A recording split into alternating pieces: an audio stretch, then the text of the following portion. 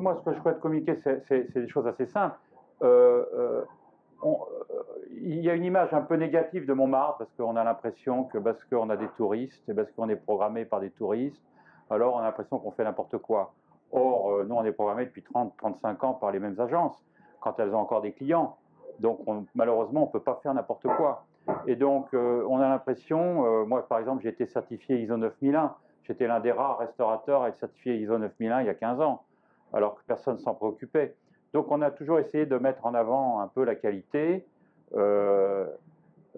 avec une cuisine pas trop sophistiquée, qui s'adapte un peu à tout le monde, et avec des bons produits. Donc, et surtout avec aussi une belle carte des vins.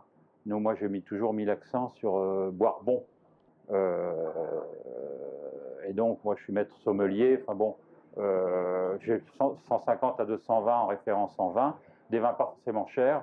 On adore les petites appellations, hein, les petites appellations comme le Beaujolais, comme les petits vins de Loire, voilà. Bien sûr, on a aussi les grands Bordeaux, mais bon, tout ça, on a quelques bons champagnes. Mais on essaye d'être dans le marché et d'être compétitif et avoir des bons vins à des prix raisonnables, voilà. Donc voilà, je sais pas. Le lieu est très sympa. Alors le lieu, c'est un lieu historique, hein, c'est la Bonne Franquette, ça existe depuis 1925. Il y a un jardin, le jardin a été peint par Van Gogh, avec la Guinguette, qui est un tableau qui existe depuis 1886. Voilà.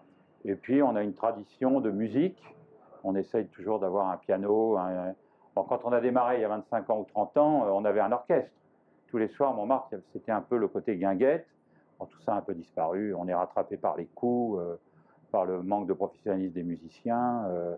Mais enfin, nous, on avait un pianiste, un accordéoniste, un guitariste chanteur.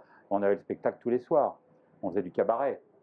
Cabaret réaliste, comme on a connu dans les années 30-40, avec l'imitation de Piaf, du French Cancan. Enfin, c'était... Moi, je disais à l'époque, c'était le Lido du pauvre. On disait ça, c'était le Lido du pauvre. Mais on avait... mais on avait... on avait un spectacle tous les soirs. Mais enfin, maintenant, c'est plutôt sur demande. Et ça se réduit de plus en plus, quoi. Donc, on met plus l'accent maintenant sur les produits et la cuisine. Alors, par exemple, parlez-moi-en. Alors, la cuisine, bon, à Montmartre, il faut une bonne gratinée, une bonne soupe gratinée. Il faut un bon bœuf bourguignon. Il faut du canard à l'orange. Il faut des escargots. Donc, on essaye de faire ça. Il faut une bonne viande. Moi, la philosophie que j'ai de la cuisine, c'est déjà, si on a une bonne viande, c'est déjà l'accueil est gentil. À la Bonne Franquette, on imagine que ça peut être différent, mais enfin, si on a un accueil charmant et gentil, une bonne viande et un bon vin, bon, déjà, on a déjà gagné.